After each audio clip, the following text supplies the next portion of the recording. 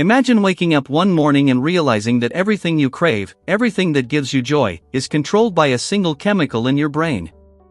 A chemical so powerful that it can dictate your habits, your moods, even your sense of purpose. That chemical is dopamine, often hailed as the pleasure molecule, the very substance that makes chocolate irresistible, social media addictive, and binge-watching Netflix feel like an unending thrill. But what happens when this gift from your brain turns into a trap? What happens when your own neural wiring becomes your worst enemy? Welcome to the invisible chains of dopamine addiction. Dopamine is more than just pleasure. It's the signal that pushes us to act, to seek, to achieve. It's the neurotransmitter that tells your brain, this is important. Do it again.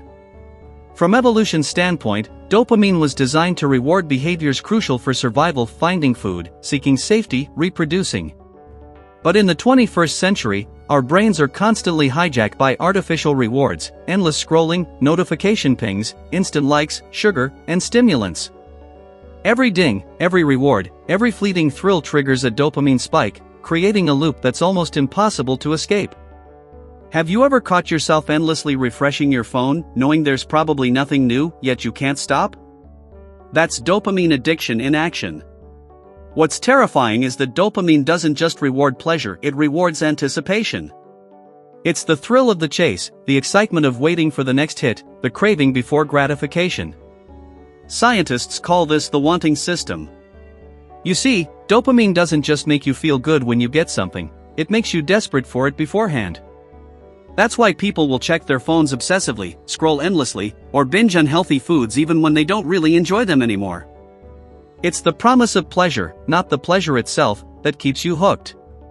And here's the kicker: the more artificially stimulated your dopamine system becomes, the less responsive it is to natural rewards. That sunset, a meaningful conversation, even a hug, they pale in comparison to the instant hits your brain has learned to crave. Think about this: are you in control of your habits, or have your habits taken control of you? Every time you reach for your phone without thinking, every time you binge watch for hours, every time you reach for sugary snacks or mindless entertainment, you're participating in a subtle form of self-conditioning. Your brain is being rewired, slowly, almost imperceptibly.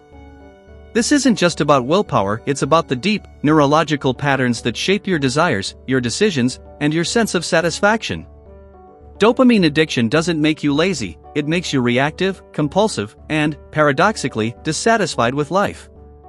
But here's where it gets even more intricate.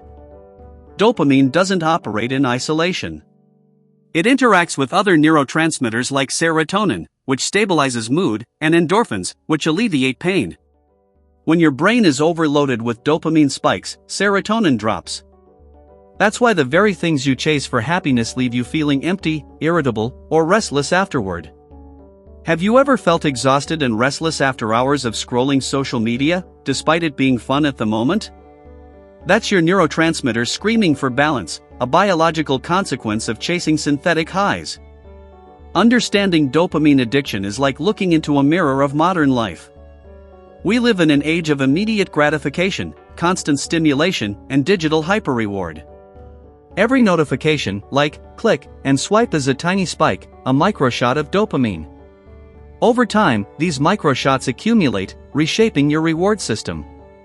Your brain starts prioritizing instant, artificial rewards over meaningful, real-life experiences.